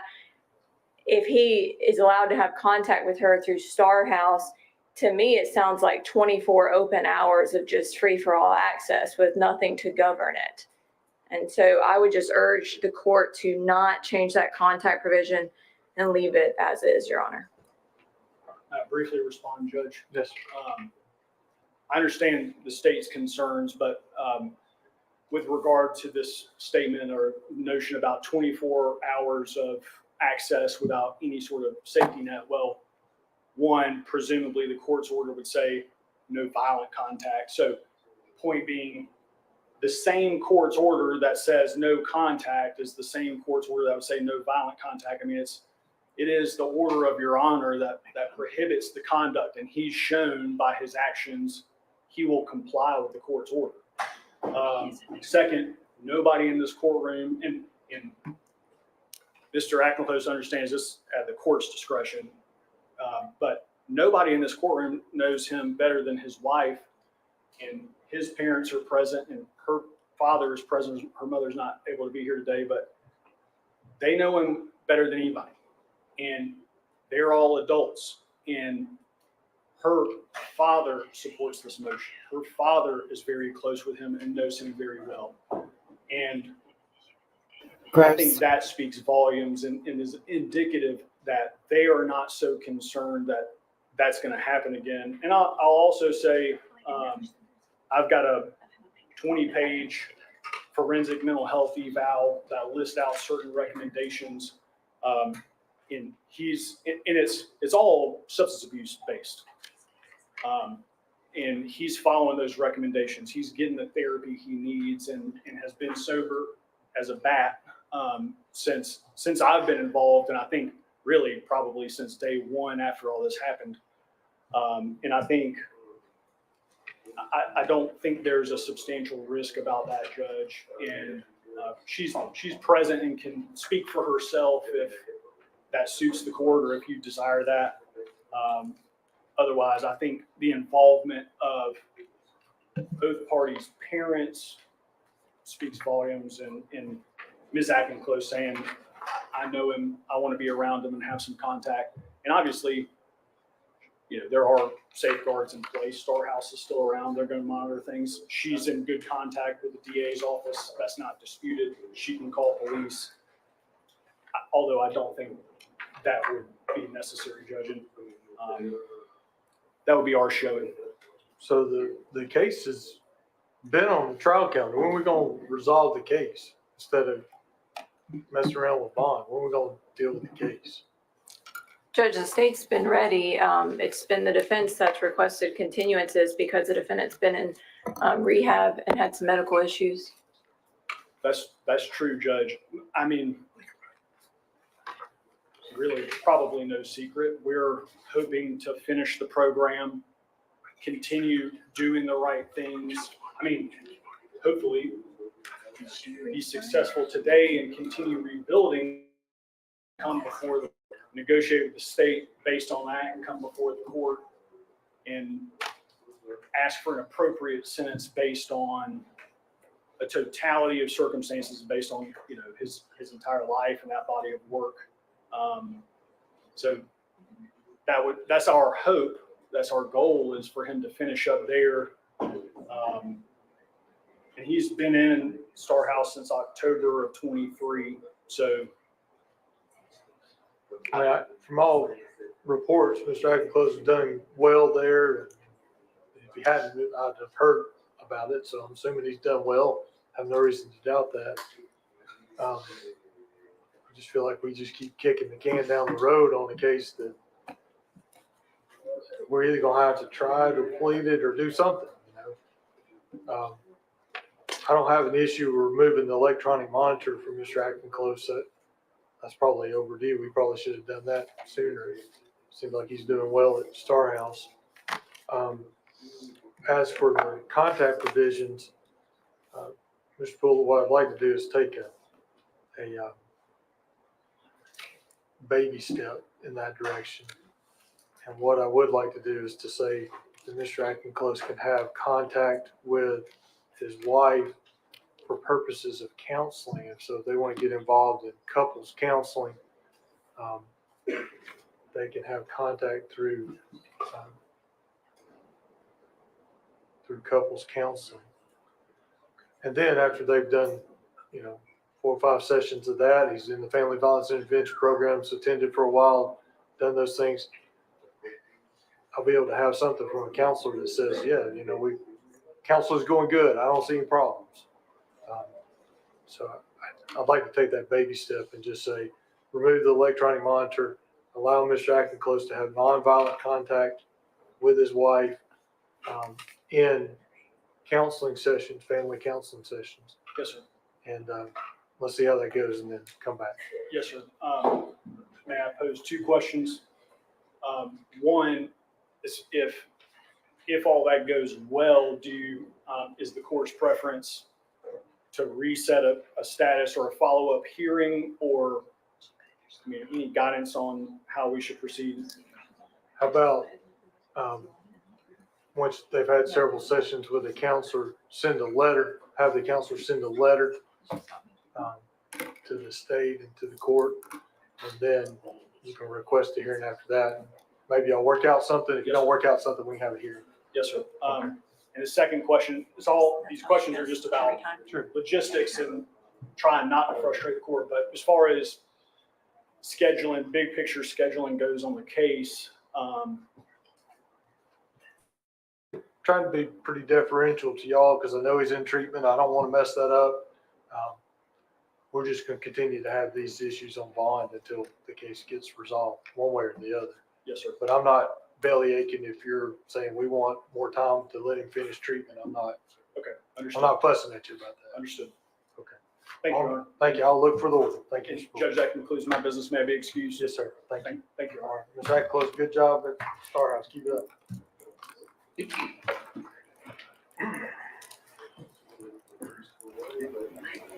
I wish they would have kept the monitor on.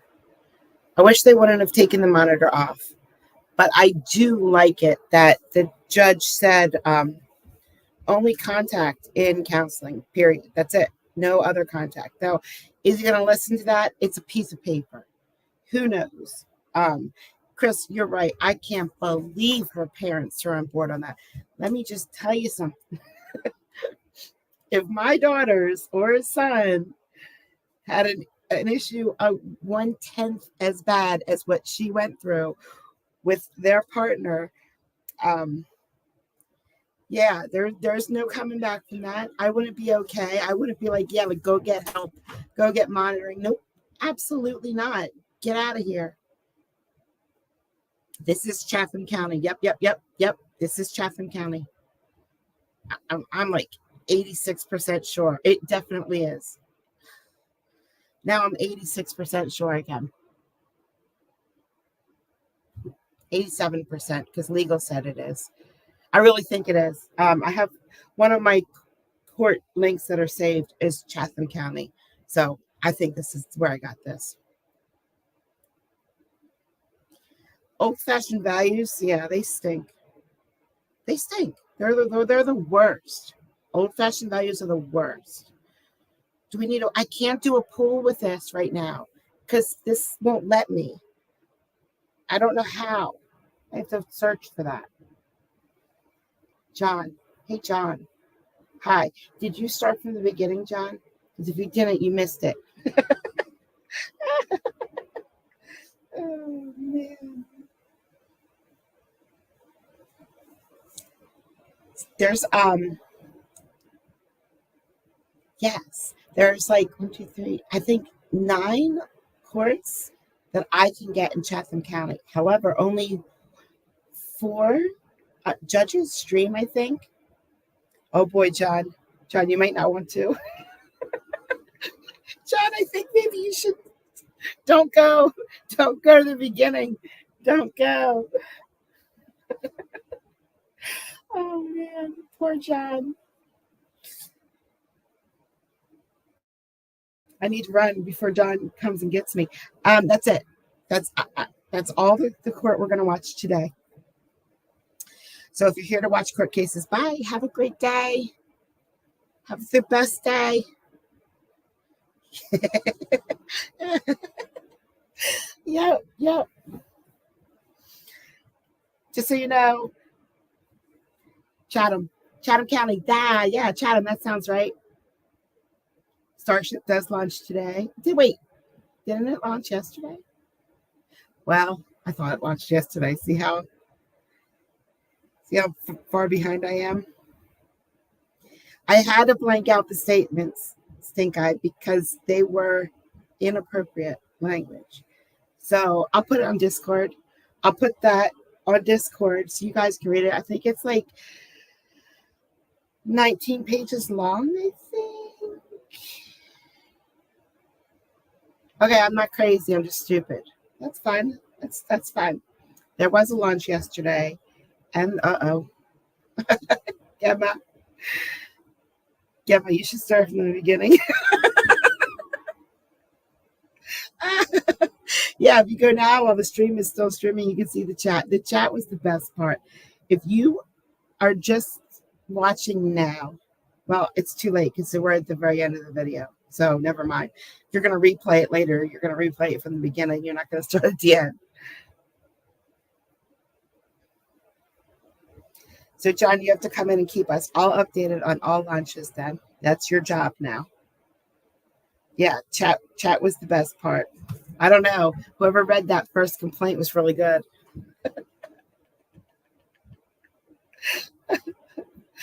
Oh, wow. I just I read it that long only because comments tell me to stop talking. So in my head, I was giggling the whole time I was reading that. Yep. That's me. So I'm going to post a video today. I really am. I'm going to get it as soon as I get off here. About it was not funny. You forgot the comma, Caroline. I did it. I said Caroline, and I know better. You forgot the comma, Carolyn. Anyway, it's about gang violence in Colorado. It's not about gang violence. It's a court case with Judge Candy Eye. Candy. I can't talk. With Judge Eye Candy. But it's bad. It's hey, mofo. Start from the beginning, mofo. Just rewind. Remember we used to have to rewind?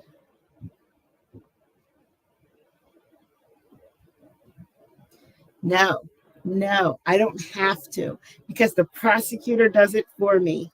The prosecutor tells the judge, I can't go forward with this case because they're all scared. All the witnesses are scared. Yep. It's you'll see. I just can't believe that it wasn't worse. I just can't believe that there weren't many deaths that day. Many. Yes.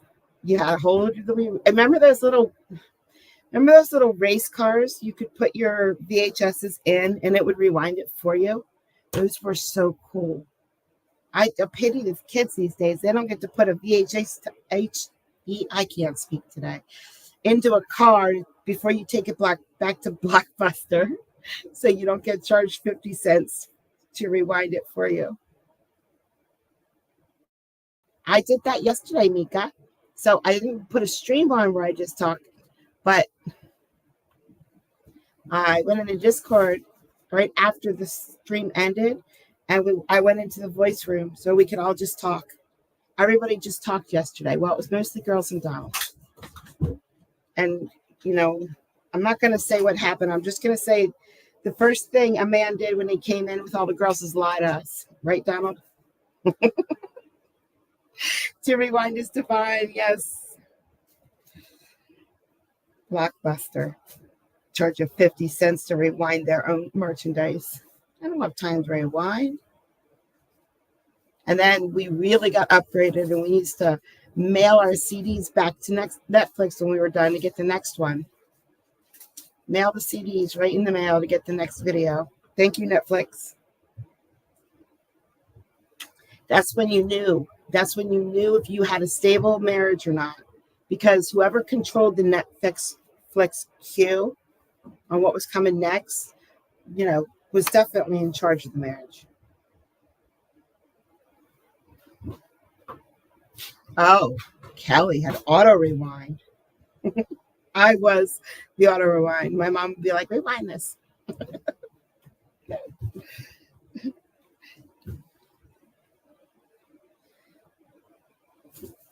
I miss the 80s and 90s. I do. We had it good. I mean, we did have our Walkmans and our Game Boys. So we weren't as addicted, but we did have some addicted. Betamax, yes.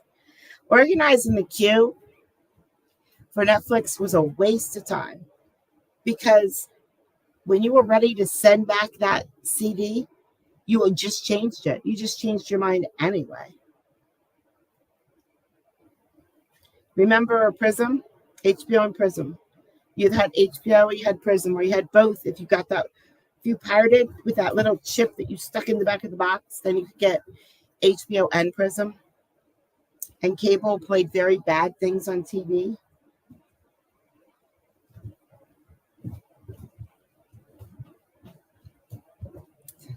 Yep, we could turn the cassettes over and play more. Great arcade games. Great arcade games.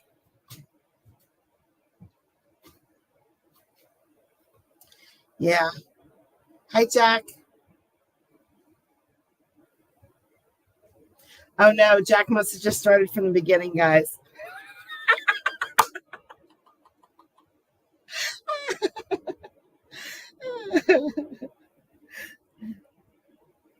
Baseball was real.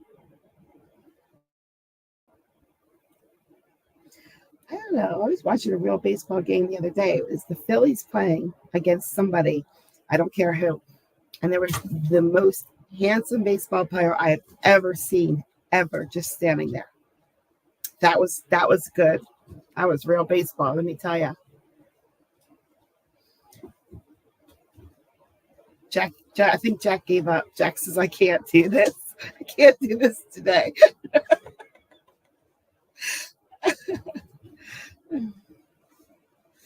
I don't know. I don't watch the game.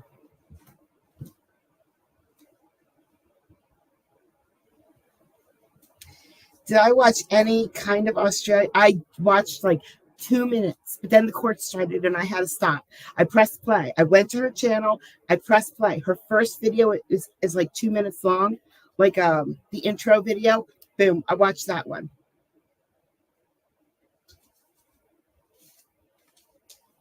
Oh, hey guys, Jack is still here. Hey Jack, you made it.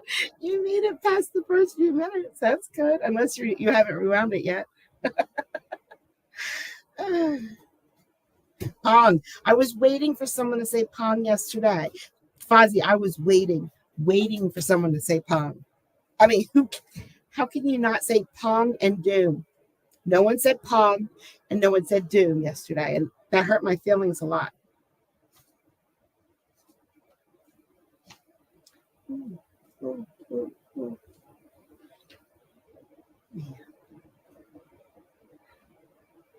Yep. I used to have all the games. I used to blow into every single Atari game there was. Yes. Up and down. Pong. That's it. 2 paddles go up and down. I still think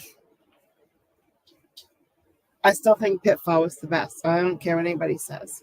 In television, see, John? I did. I had Pong.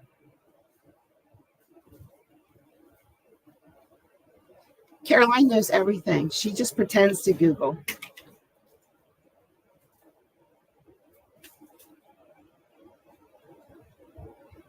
And then we had this video game called Calculator where we could type the word boobless upside down. That was good times.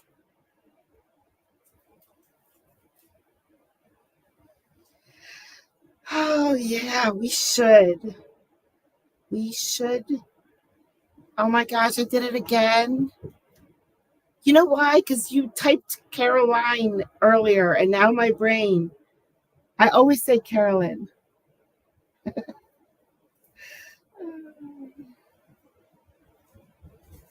I bet there is a farm with llamas. I have a llama right here. This is probably the one that turned off Judge Fleischer because he's such a pain. He's such a pain. Hey.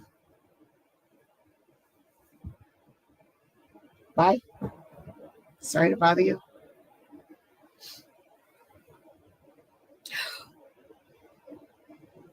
Oh man. Guys, Sarah's going back to the beginning. Have fun, Sarah. Have fun. I hope you come out okay.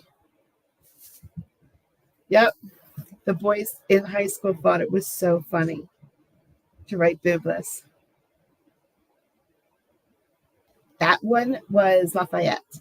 Lafayette is one of the characters in True Blood. And I love him. I love him.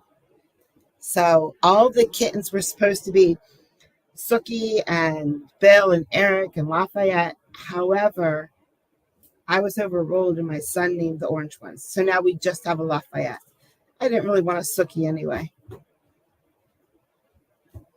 My dog follows me everywhere too, but she's too hot right now to sit up with me. All right, it's 6:27 here. I'm going to hop over to Discord for a bit. And, oh no. Yeah, I'm gonna hop over to Discord for a bit in case anybody wants to talk. Sookie. It's Sookie. Not Sucky. Boz. You never watched True Blood? Dude, you gotta watch it. It's really good. Lafayette is the best. I don't have Discord open because it dings. Ding. Doo, doo, doo, doo, whatever. And then everybody watching my stream thinks their Discord's going off. Oh gosh. Maybe you don't want to go back to the beginning, Emma. It is pretty good. I don't even know how to describe it. See? Mika said y'all need to watch True Blood. If you haven't watched True Blood, y'all need to watch True Blood. It's really good. Yeah, if you can see the chat, Gemma, make sure you can see the chat because the chat was on point. The chat was on point during that craziness. Kelly's warning you. Kelly's warning you. I'm going to just delete her warning so that you just jump in. Go to bed. Get some sleep. I love sleeping. Oh, what do you mean you're Googling True Blood? Hey, Sookie, get over here.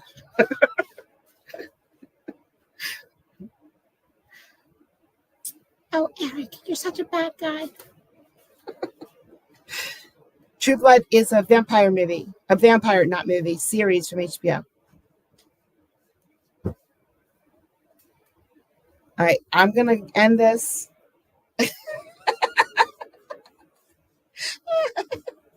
I'm going to end it on that note. I'm going to go to Discord for a few minutes. No, it's absolutely not fuzzy. Absolutely not. It's fine. We all knew it was Beagle. We all know. We all know spelling. It's not cringe vampires. It's really good.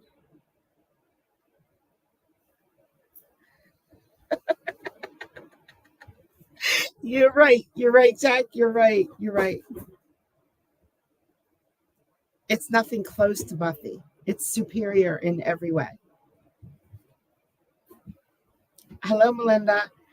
Goodbye, Melinda. I will see you all in Discord. Come to Discord. Come and talk for a few. All right, guys. Be good. See ya.